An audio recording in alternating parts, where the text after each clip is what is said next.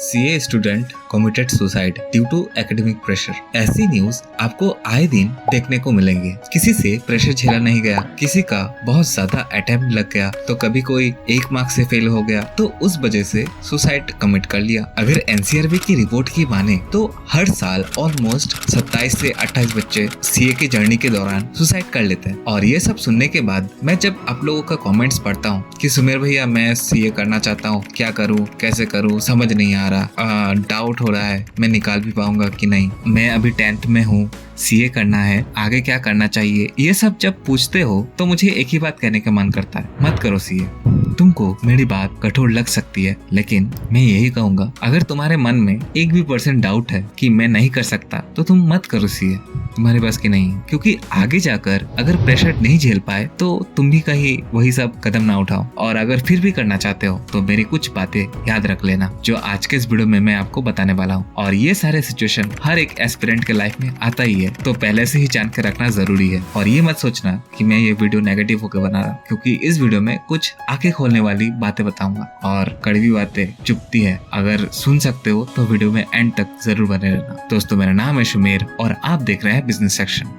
First है extensive syllabus. दोस्तों जब सीए फाउंडेशन किसी का फर्स्ट अटेम्प्ट में निकल जाता है तो उसको लगता है अरे अपनी चिकॉट है, फाउंडेशन तो आराम से निकल गया, अब इंटर और फाइनल तो आराम से निकल ही जाएंगे। ओवर कॉन्फिडेंस में आ जाता है और ऐसा मन में विचार आना गलत नहीं है, क्योंकि हमें पता नहीं होता है कि आगे क्या क्या होने वाला है। फाउंडेशन तो सीए कोर्स की सिर्फ एक ट्रेलर था, जो हमने 12th या सीए फाउंडेशन में पढ़ा होता है वो सीए का सिर्फ 1% ही आप मान सकते हो, जिसके लिए हमने इतना मेहनत किया। अब सोचो पूरा सीए निकालने के लिए कितना मेहनत करना पड़ेगा। सीए सिलेबस इतना वास्ट होता है कि पढ़ते पढ़ते ऐसा फील होने लगता है कि खत्म नहीं हो रहा है और एग्जाम नजदीक भी आ गया है। इसीलिए बहुत ही ज्यादा डेडिकेशन चाहिए सिलेबस को खत्म करने के लिए। तो पहले से ही जान लो सीए की सिलेबस 15-20 दिन में खत्म नहीं होने वाला। और ये जो हमारी गंदी आदत लगी पड़ी है कि हम लोग स्कूल और कॉलेज में लास्ट के 10 दिन पढ़ के क्लास में टॉप कर लेते थे, लेकिन सीए में ऐसा बिल्कुल नहीं होता। इसमें आपको तसल्ली से अपना सिलेबस कंप्लीट करना है और एक बार सिलेबस खत्म होने के बाद आपको मॉक टेस्ट लगाना है।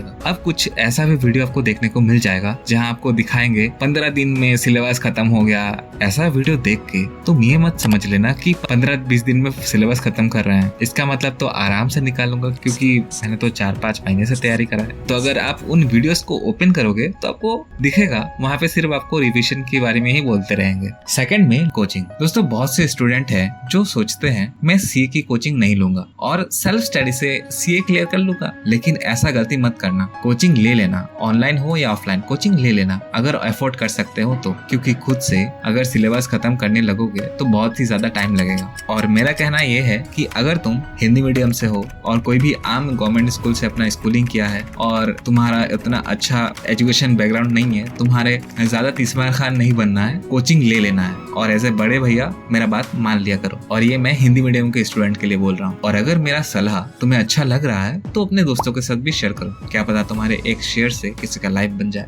थर्ड में मल्टीपल अटेम्प्ट्स। बहुत सारे स्टूडेंट्स 1 या 2 बार में एग्जाम नहीं क्लियर कर पाते हैं और तभी वो डिमोटिवेट हो जाते हैं। देखो सीए में एंट्री लेने से पहले ये जान लो कि सीए कोई ऐसी वैसी डिग्री नहीं है, ये एक जिम्मेदारी भरा पोजीशन है जो चाहे तो देश की इकोनॉमी को भी हिला सकता है। तो इंस्टीट्यूट आपको ऐसे ही ये डिग्री नहीं प्रोवाइड कर देगी और इसीलिए वो एग्जाम का डिफिकल्टी लेवल बहुत ही हाई रखती है। इसीलिए फर्स्ट अटेम्प्ट में आपका हो जाए इसका चांस बहुत ही कम होता है।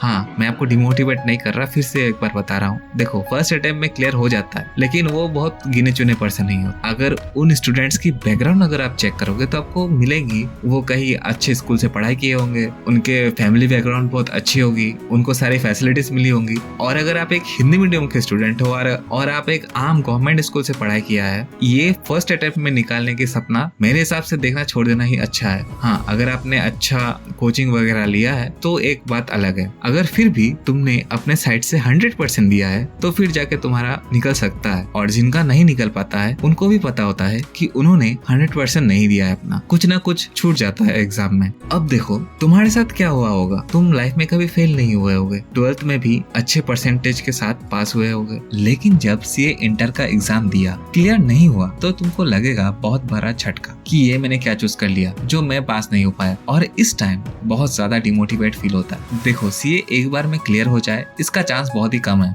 अगर ब्रिलियंट स्टूडेंट हो, अगर तुम्हारे पास हर एक फैसिलिटी है, तुम एक अच्छे स्कूल से पढ़े हो, तुम्हारे सारे कॉन्सेप्ट्स क्लियर है, तुम्हें अच्छी इंग्लिश आती है, तो ही जाके चांसेस हैं। लेकिन अगर एवरेज स्टूडेंट हो तो खुद को प्रिपेयर रखो कि मेरा आगे जाकर अटेम्प्ट लग सकता है, तो मुझे उसके लिए तैयार रहना है। Number 4, family pressure. Family pressure तो आएगी, लिख के रख लो। और खास करके तुम अगर ग्रेजुएशन के बाद सीए कोर्स में एंटर किए हो तो, क्योंकि उस टाइम तुम्हारा 22-23 साल होगा और सीए कंप्लीट करने में मिनिमम 4 साल तो लगता ही है। तुम्हारा एज 26 से 27 साल हो जाएगा और उस टाइम शादी के प्रेशर, पापा के रिटायरमेंट के प्रेशर, अर्निंग के प्रेशर, बहुत प्रेशर होता है। मैं तुम्हें बयान नहीं कर सकता। दोस्तों एक बार तुम बाहर वालों से लड़ सकते हो, लेकिन अपने घर वालों से लड़ाई करना बहुत ही मुश्किल है। जब माँ बाप ताना मारना शुरू करते हैं कि 26-27 साल का एज हो गया है, अभी भी कमाना शुरू नहीं किया है, तेरे सारे दोस्त अच्छे अच्छे पोस्ट में जॉब कर रहे हैं, महीने के लाखों कमा रहे हैं और अभी भी तुम अपने पापा के मेहनत की कमाई खा रहे हो। सच कह रहा हूँ दोस्तों, इस सिचुएशन में जो आपको फील होगा ना, वो दुख बयान नहीं किया जा सकता। जिसके साथ होता है वही महसूस कर सकता है, और ऐसा लड़कों के साथ ज्यादा होता है। उसके साथ साथ रिश्तेदार, नेबर्स, वो तो है ही,